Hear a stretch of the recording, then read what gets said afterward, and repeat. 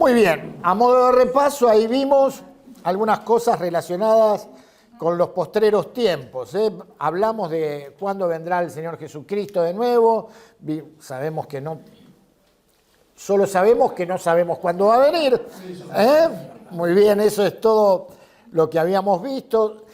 Nora les mandó el apunte por el WhatsApp. Ustedes pueden ahí verlo, bajarlo, imprimirlo, para ustedes manejarlo como quieran. Si necesitan algo adicional, nos avisan y se los mandamos. Hay un archivo de cuadros que no lo mandamos. Hoy vamos a ver algunas cosas allí, pero también se los podemos mandar, no hay ningún problema. Vimos un poquito de quién es el anticristo y lo que pensábamos.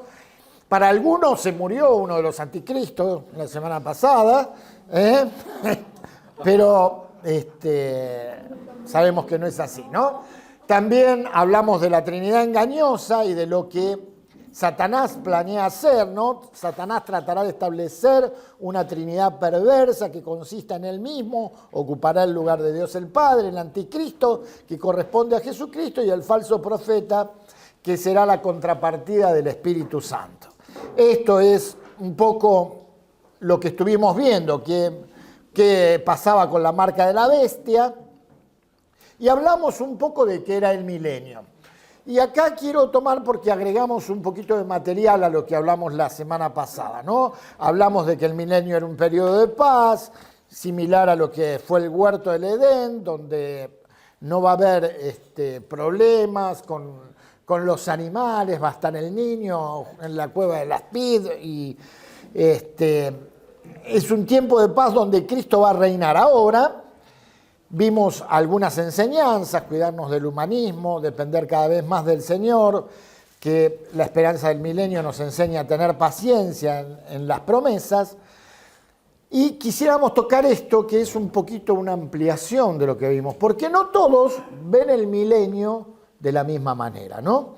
Entonces, hay quien dice que el concepto del milenio, que es un periodo de 1000 años durante el cual reinará Jesús en la tierra como Mesías y Rey, y está apoyado en los pasajes del Antiguo Testamento y nos habla del futuro reinado del Mesías.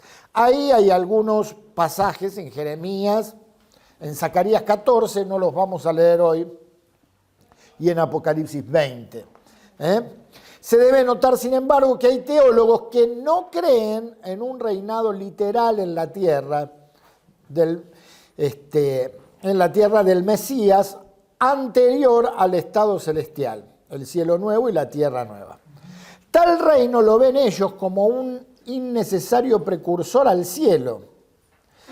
Y los pasajes del Antiguo Testamento que se refieren al reino los interpretan simbólicamente y no en forma literal. ¿Por qué les cuento esto? Porque si nosotros tenemos que aprender, tenemos que saber todo lo que piensan los teólogos.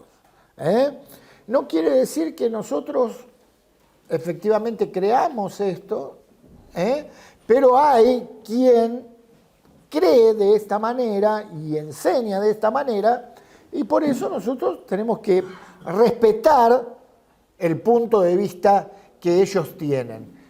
Y cada uno de ustedes decidirá cómo va a creer. Lo que es cierto para nosotros es que Jesucristo va a volver. Que Jesucristo nos tiene preparado un lugar especial, porque esa es su promesa, ¿no? Y eso es igual para todos. Amén. Un ejemplo principal se encuentra en Apocalipsis 20, 3 y 4, donde se discute que los 1000 años no deben tomarse literalmente, de acuerdo a lo que dice 2 Pedro 3.8. ¿Qué dice 2 Pedro 3.8? Para Dios un día es como, y 1000 años como un día, ¿no? Y en la escena, en realidad, se lleva a cabo en el cielo. Dicen que el milenio se va a llevar a cabo en el cielo y no en la tierra. Otro argumento es que la promesa de un reino se cumple en la iglesia.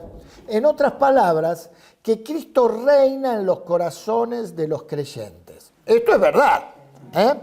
El apoyo para este argumento se encuentra en los pasajes que pueden interpretarse como que indican que el reino de Cristo es espiritual y no físico. ¿Se acuerdan que el Señor Jesús le dijo a Pilato, mi reino no es de este mundo, sino mis servidores pelearían por mí? Entonces se toman de este pasaje, ¿no? Este es un ejemplo de ellos. Los que rechazan el reino literal, que son los amilenialistas, consideran este versículo como una directa negación por Cristo de tal reino. Los premilenialistas, en cambio, o sea, los premilenialistas son los que creen que el milenio va a estar antes, ¿no es cierto? Los que creen que Cristo establecerá un reino terrenal después de su regreso, contestan que Él no está negando un reino terrenal futuro, sino solamente diciéndole a Pilato que su reino presente es espiritual y no físico. La base para decir que, o los que creen que hay milenio, está en Apocalipsis 20, ¿no?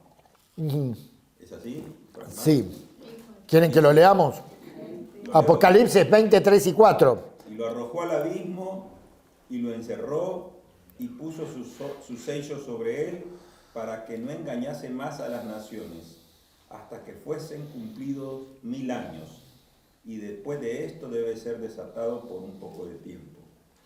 Y vi tronos y se sentaron sobre ellos los que recibieron facultad de juzgar, y vi las almas de los decapitados por causa del testimonio de Jesús y por la palabra de Dios, los que no habían adorado a la bestia ni en su imagen, y que no recibieron la marca en sus frentes ni en sus manos, y vivieron y reinaron con Cristo 1000 años. Entonces, esta es la base para los que creen que va a haber un milenio terrenal. En ese tiempo, la gente, ¿cómo se salva? ¿Cómo es la salvación? Por decapitación. El que no fue arrebatado, entiendo yo, ¿no?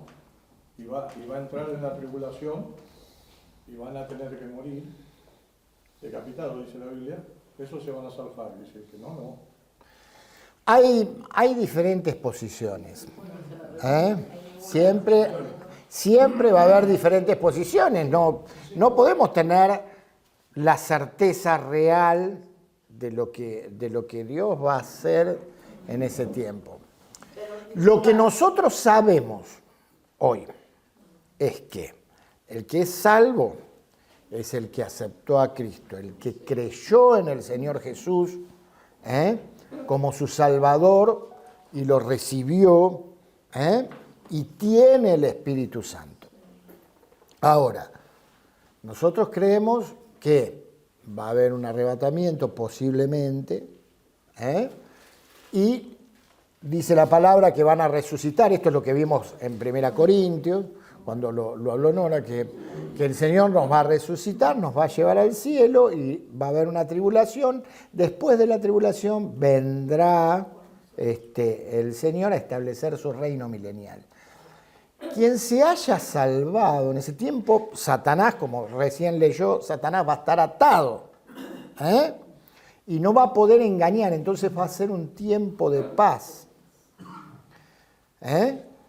Pero el sacrificio de Cristo, no sé si lo estoy explicando bien, cualquier cosa corregime, no es que va a ser efectivo para esa gente en el tiempo del milenio, sino que se va a salvar por no rebelarse contra Cristo cuando Satanás sea nuevamente soltado. Porque Satanás después de los 1000 años va a ser soltado nuevamente. Y va a engañar a las naciones y se va a rebelar. Y después vendrá el juicio del gran trono blanco. Y en el juicio del gran trono blanco es muy claro cuando dice que Él va a juzgar conforme a los que aceptaron a Cristo y a los que no. Y junto con Satanás van a ser echados al lago de fuego, ¿no es cierto? Y ahí va a empezar el cielo nuevo y la tierra nueva. Es complicado decir cómo se van a salvar, es complicado saber cómo hacer la misericordia y el amor de Dios y el juicio de Dios y su justicia en ese tiempo. Por eso es importante que hoy nosotros prediquemos a Cristo, porque esto lo tenemos que saber, ¿no? Nosotros tenemos que planear nuestra vida y tenemos que saber de aquel tiempo, ¿no es cierto? Pero tenemos que vivir hoy conforme a lo que Dios nos quiere que hagamos nosotros hoy, para que aquellos o para que los demás no tengan que pasar por esta situación, ¿no es cierto? ¿Se comprenden? Hoy es el día de salvación. Todo lo que nosotros decimos, en realidad, no, como bien dice Marcelo, y hasta parece como que le frustra a ustedes cuando lo decimos, en realidad no hay certeza, porque son interpretaciones de cosas que para el apóstol Juan, cuando las escribe, la iglesia de ese tiempo las entendía perfectamente.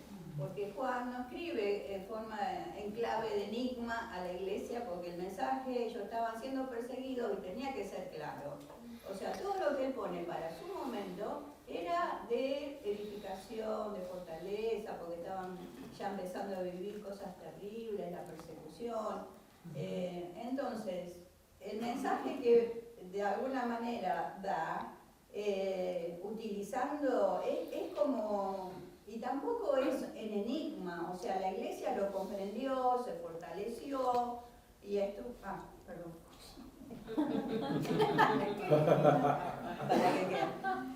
No fue un mensaje en enigma, eso es lo que quiero que quede claro. Porque a nosotros parece que tenemos que descifrar un enigma cuando estudiamos el Apocalipsis.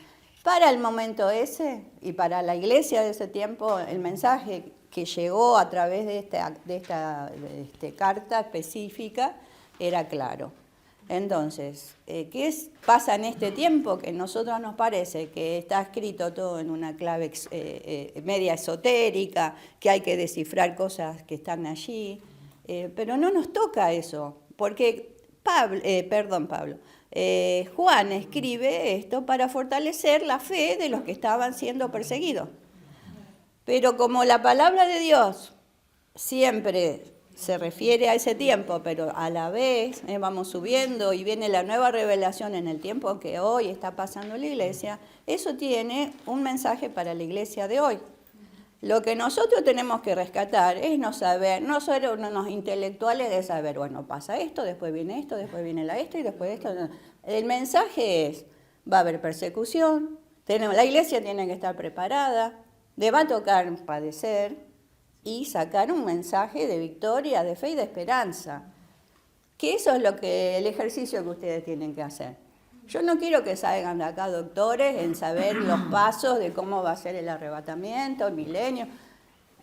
¿Entienden? Acá tenemos que sacar el extracto. Es como extraer del Apocalipsis la fe y la fortaleza de la iglesia en este tiempo y la responsabilidad, como bien decía Marcelo, que tenemos que predicar el Evangelio. Porque en un instante, en un abrir de ojos, el Señor viene.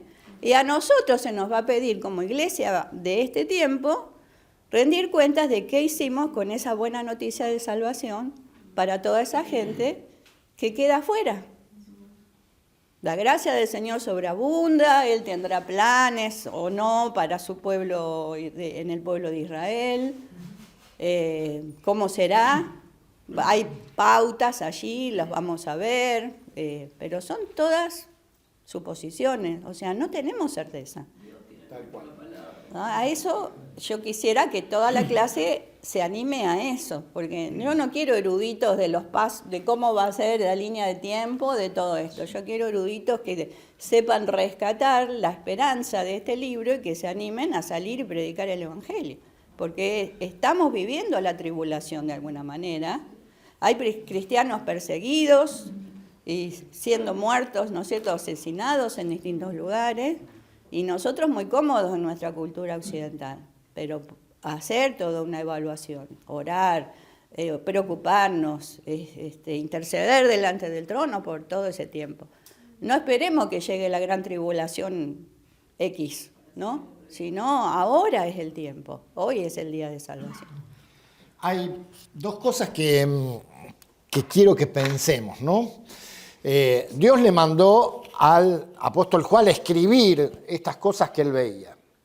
Sin embargo, el apóstol Pablo fue arrebatado y dice, vi cosas inefables que no se me dio a escribir. No se me permitió escribir. O sea, imagínense ustedes, pónganse en la mente de Juan tratando de describir lo que él veía. El apóstol Pablo dice, no puedo escribirlo, no lo puedo describir. Otra de las cosas que tenemos que pensar es que Dios no tiene los tiempos que nosotros tenemos. Dios vive en un eterno presente. Dios vive en un eterno presente. O sea, el tiempo, a ver, quiero tratar de explicarlo. El tiempo que vivió Abraham es como que lo está viviendo hoy. Y el tiempo que vivieron lo está viviendo hoy. Y nosotros vivimos. Y el futuro, el Señor lo ve en este tiempo. Es un eterno presente. Él ve todo globalmente. No tiene nuestro tiempo. Entonces, es muy distinto, ¿no? Pero la palabra dice que nosotros tenemos el Espíritu de Dios y podemos entender la mente de Dios. Podemos entender su pensamiento. Entonces tenemos que pedirle revelación. Tenemos que pedirle que nos muestre y nos va a mostrar los que a nosotros nos es conveniente conforme a su propósito. Para que prediquemos, para que hablemos, para que llevemos a otros a salvación. ¿Se entiende? Y para que mantengamos la esperanza. Miren lo que dice ahí. Fíjense lo que dice ahí escrito en la pared. Dios nos promete muchas cosas. Nos promete. Nosotros tenemos que creerlas. ¿Amén? Marcelo. Sí. Hay dos cosas, bueno, que yo le estuve pensando, porque estamos leyendo todo lo que nos mandan y nos dan. Sí. Hay dos posiciones para ese momento milenista y lo no. Sí. Bueno, yo no estoy con ninguno, por ejemplo. Ajá. Ni con uno, ni con otro. Ajá. Con él. Hago la presentación. Bien.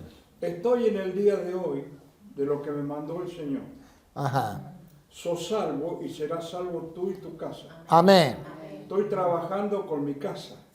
Muy Estoy bien. trabajando con los vecinos. Muy bien. Con familiares lejanos que están de acá de Buenos Aires. Muy bien. Etcétera, etcétera. ¿Por qué voy a entrar en esa confusión? Digo, si estoy para allá o estoy para allá. Porque, por ejemplo, Jesús dijo, ese tiempo final, le preguntaron a Jesús, ¿no? Sí. Y dijo, solo el Señor lo sabe. Claro. ¿O es así? Es así. Solo el Solo el Señor- Padre sabe cuándo será el Entonces, tiempo. Y yo muchas veces prediqué que el futuro es del Señor. Tal cual. Preocupate de hoy, empezar Tal de cual. hoy a vivir. Y le empiezo a hablar, a predicar, a decir las salvaciones. Pero el futuro es del Señor. ¿Nosotros sabemos qué va a pasar mañana? No sabemos. No sabemos. Entonces, ¿por qué en ese tiempo que no sabemos ni cuándo vendrá, tenemos que tomar una posición? No está mal que estudiemos el Apocalipsis, ¿no es cierto? Claro. Sí, está correcto, y tener algún conocimiento. Pero yo entro en confusión si quiero llegar para allá o para allá. Señor, está en tus manos. Pero este momento, Por eso nos yo basamos, vivo lo que vos me mandaste. claro, por eso nos basamos en sus promesas. Sé obediente en lo que yo te mando. Cumple lo que dijiste. Muy yo bien. te di promesas, las cumplí. Vos me diste promesas, cumplílas. Bien. Eso sería, ¿no? Y digamos, yo creo que está bien que lo aprendamos. Y trato de interiorizarme. Pero tomar una posición hoy a mí me resulta difícil. Y para todos es difícil. ¿Por qué? Vamos a seguir, ¿me permitís Claro, seguir? sí, ¿por qué es difícil? Porque yo tengo que vivir el hoy. Tal cual. Dice, en realidad ambas posiciones concuerdan en que existe un reino espiritual entre los creyentes, quienes voluntariamente se sujetan a Jesús como Señor. El punto en desacuerdo es si habrá reino terrenal o literal futuro. también hay un desacuerdo sobre la relación que existe entre la Iglesia y Israel y si las promesas del Antiguo Testamento de Israel se cumplen en la Iglesia. O sea, los eruditos tampoco saben exactamente cómo va a ser. Nosotros, como bien decía acá Hugo, nos tenemos que basar en lo que hoy tenemos que hacer. Algo que también vimos era cómo era el infierno, hablamos de esto un poco en la clase anterior, y con Nora queríamos llegar a esta pregunta. ¿Estará mi familia en el cielo conmigo? Ya estamos terminando la introducción esta que hicimos. ¿Estará mi familia conmigo en el cielo? Y quiero que hablen. Amén. Amén. Tengo promesa del Señor. Tengo promesa del Señor, dice. Bien. En tu casa serviremos al Señor. Bueno, eso es, sí, pero eso es acá en la tierra. Yo en mi casa serviremos al Señor. Salvo tú y tu casa. Será salvo tú y tu casa. Somos todos familia. Bien. ¿Se acuerdan que el Señor Tu madre y tus hermanos me dijeron que están acá y dijo mi madre y mis hermanos son ustedes? Eso dijo el Señor Jesús. Muy bien. ¿Se acuerdan que el Señor Jesús también dijo que no se iban a casar ni se iban a dar en casamiento? Porque iban a ser semejantes a los ángeles. Pero algunos creen que no nos vamos a conocer entre nosotros. ¿Creen que va a ser así? No, nos vamos a conocer. Nos vamos a conocer, ¿no? Sí, porque los apóstoles conocieron a Jesús resucitado. Ujú. Había resucitado. Bueno, pero Jesús estaba en la tierra, no en el cielo. Claro, pero cuando ellos lo vieron que ascendió al cielo, lo vieron. Lo vieron, tal cual. Dice, no hay razón para suponer que no habrá familias en el cielo. Sin embargo, todos los cristianos somos parte de la familia de Dios ahora. Y los vínculos que unen a la familia probablemente no existan en el cielo. ¿Creen que es así? Por eso le dijo, ¿no? Cuando los fariseos le preguntaban a Jesús si una mujer se casa con un marido y muere, uno después se casó con el otro, después se casó con el otro, ¿cómo será esa relación en el cielo? Ajá. Y ahí sería una pregunta para ver qué va a pasar con... No habrá casamiento. Pero no va a haber casamiento, pero seremos familia igual, todo. Y nos conoceremos. Dice, allí seremos una parte de una inmensa familia y sentiremos un profundo amor por todos los demás. No habrá eso de aquí estoy con mi esposa y que nadie nos moleste. Todos seremos uno en Cristo, dice Efesios 3, 14 y 15. Vamos a leerlo, a ver. Efesios. ¿Dónde está Efesios? Acá. 3. 14 y 15. Por esta causa doblo mis rodillas ante el Padre de nuestro Señor Jesucristo, de quien toma nombre toda familia en los cielos y en la tierra. Aunque probablemente tengamos familiares en el cielo, presta atención a dos cosas. Primero, tu esposo, tu esposa, tu hijo y tu pariente estarán juntos a ti en el cielo si eres cristiano. Solamente si han nacido de nuevo en el Espíritu de Dios. Juan 3.3 y Juan 3.5. Tu cercanía a Dios no salvará a los miembros de tu familia. Por eso hablamos de que es necesario predicar a los que amamos. Cada cual debe establecer su propio vínculo con Jesucristo. Hechos 16.31 dice, cree en el Señor Jesucristo y serás salvo. Segundo, Jesús dijo que no habría procreación humana en el cielo y la necesidad de concebir niños cesará. Ahora, en el cielo, dice la palabra, que no va a haber dolor. No hay hospital allá. No va a haber hospital.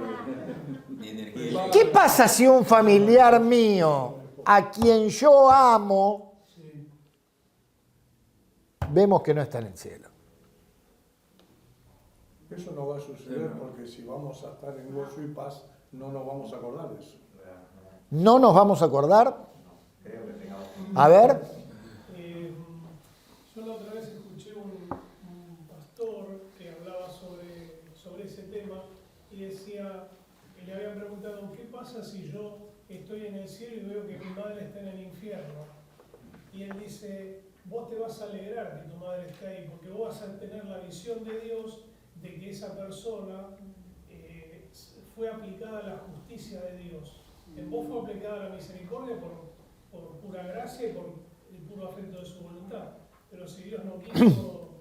Puro afecto de su voluntad, sí, pero también fue una decisión tuya de aceptar a Cristo. Tenemos que pensar, no va a haber dolor.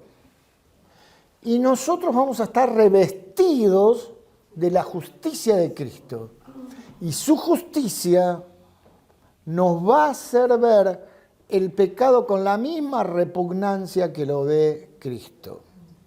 Entonces no nos va a provocar dolor, aunque hayamos amado a ese familiar, porque ya todo el dolor que le provocamos a Cristo y ver su amor por nosotros va a hacer que nos revistamos de su justicia, de su amor, de su persona, de tal manera que eso no nos va a doler, porque vamos a entender su justicia.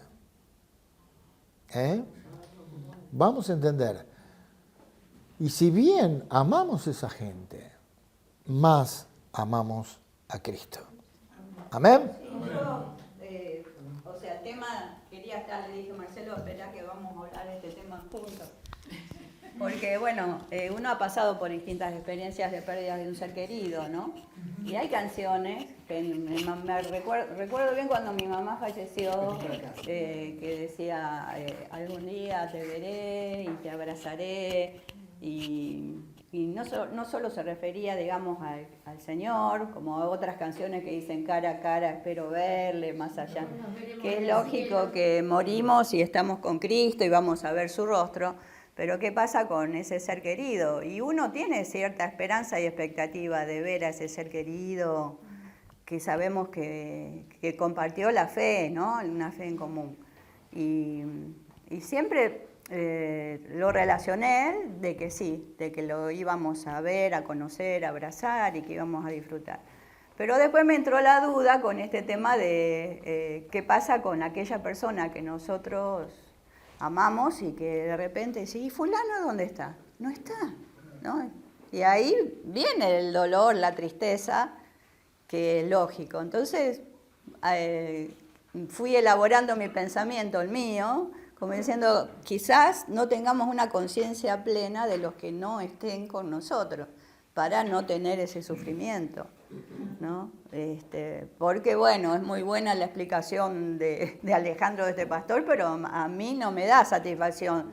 Dice la palabra que en su presencia hay plenitud de gozo, o sea, hay plenitud que es plena. Claro, es un gozo pleno y delicias a su diestra para siempre. Pero no creo que nosotros tengamos noción del que está en el infierno. Me parece que ya este pastor o este conferencista se voló un poco.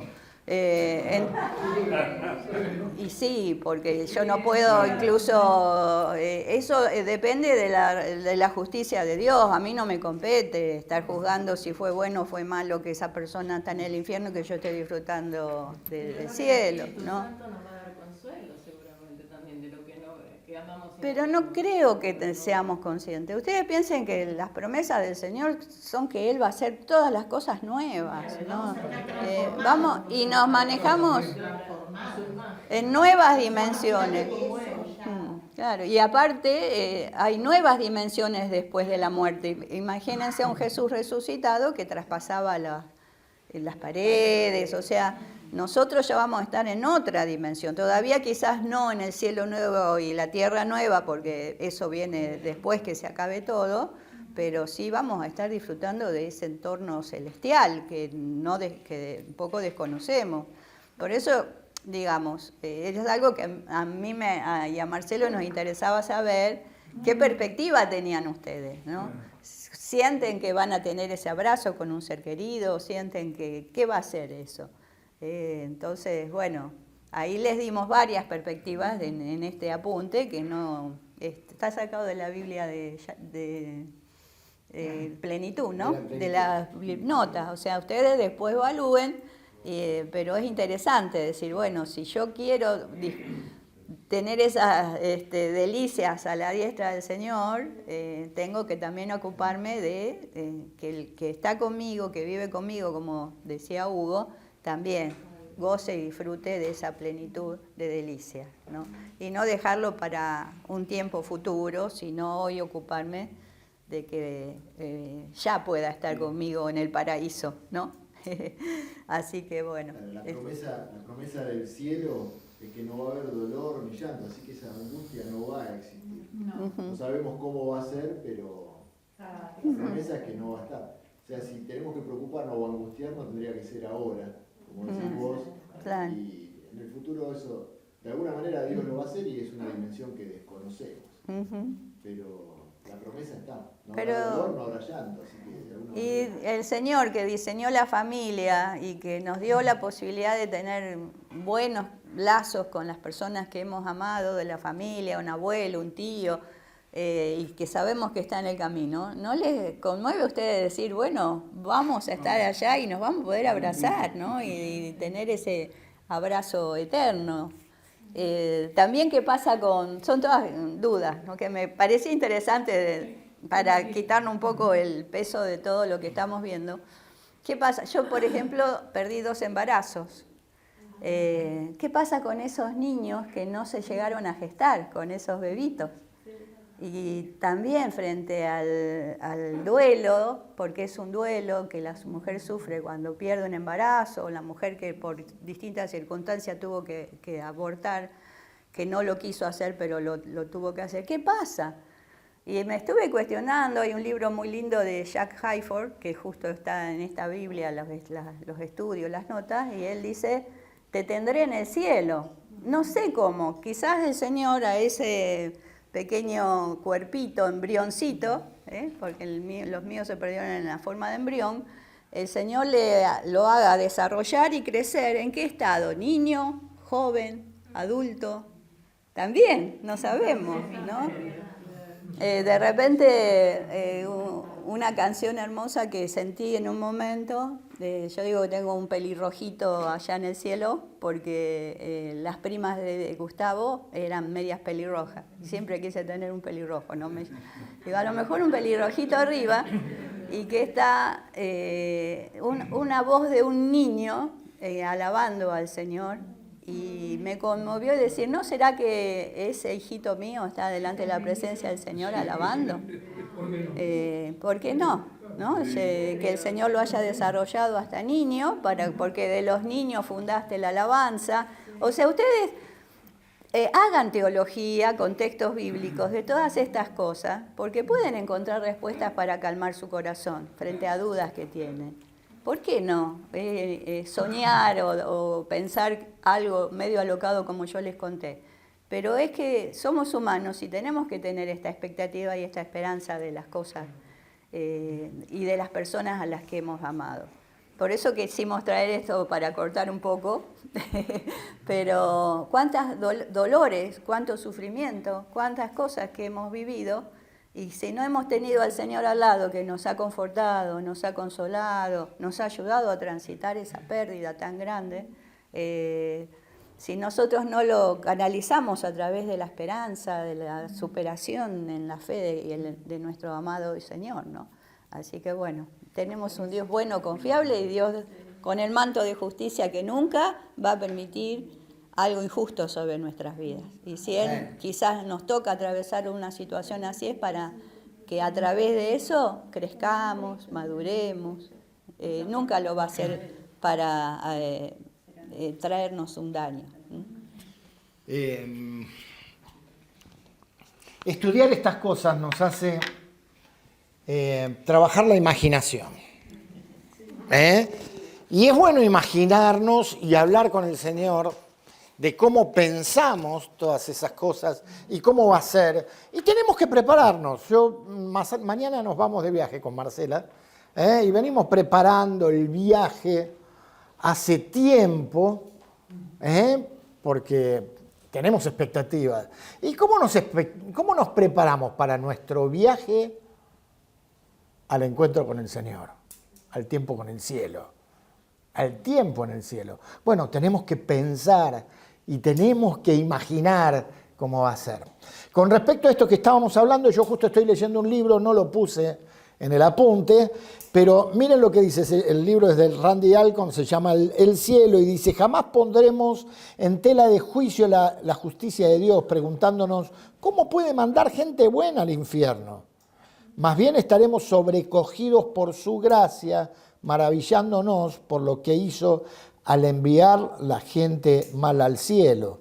Ya no tendremos el pensamiento engañoso de que las personas caídas son buenas sin Cristo. En el cielo veremos claramente que Dios se reveló a cada persona y que le dio la oportunidad a cada corazón o conciencia de buscarlo y responderle. Ahí lo dicen Romanos. Aquellos que han escuchado el Evangelio tienen la oportunidad más grande de responderle a Cristo. Pero todos los inconversos, por medio del pecado, han rechazado a Dios y la revelación de sí mismo en la creación, la conciencia o el Evangelio. Todos merecen el infierno. Todos, ahí dice, todos en realidad merecemos el infierno. Nadie merece el cielo. Jesús fue a la cruz para ofrecerles la salvación a todos, dice 1 Juan 2:2. Dios es absolutamente soberano y no quiere que nadie perezca sin Cristo, lo dice 1 Timoteo y 2 Pedro. Sin embargo, muchos perecerán en su incredulidad. Es que Dios los manda al infierno. No, cada uno decide. Ahora, respecto a lo que hablaba Nora, por ejemplo, bueno, primero me encantaría que hagamos un día una juntada para ver juntos la película La Cabaña. Es una, no sé si la vieron, si alguien no la vio, véala, es una película que te cambia la cabeza. Y otra película respecto a lo que Nora habló es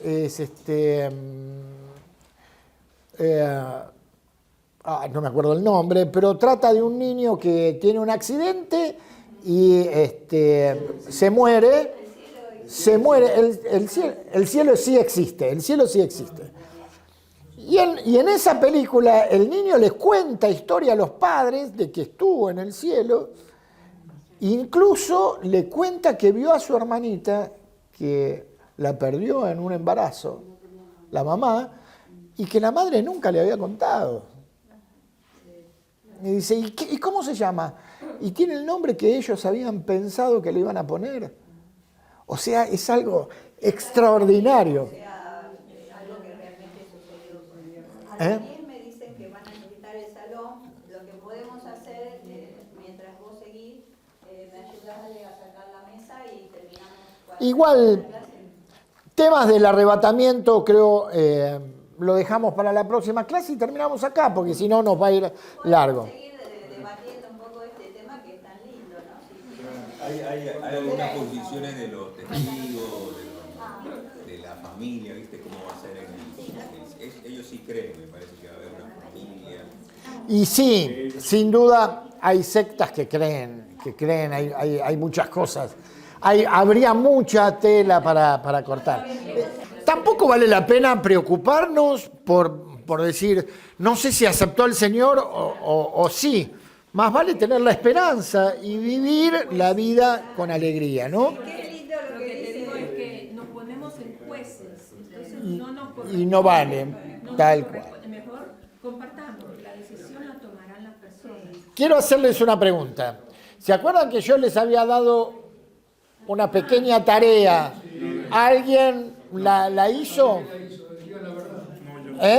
¿Vos la hiciste? Sí, pero no encontré ninguna que No, decía dice que no, dice la bestia, pero no. Ah, ¿vieron? Ah, ¿vieron? En el Apocalipsis no se nombra al anticristo.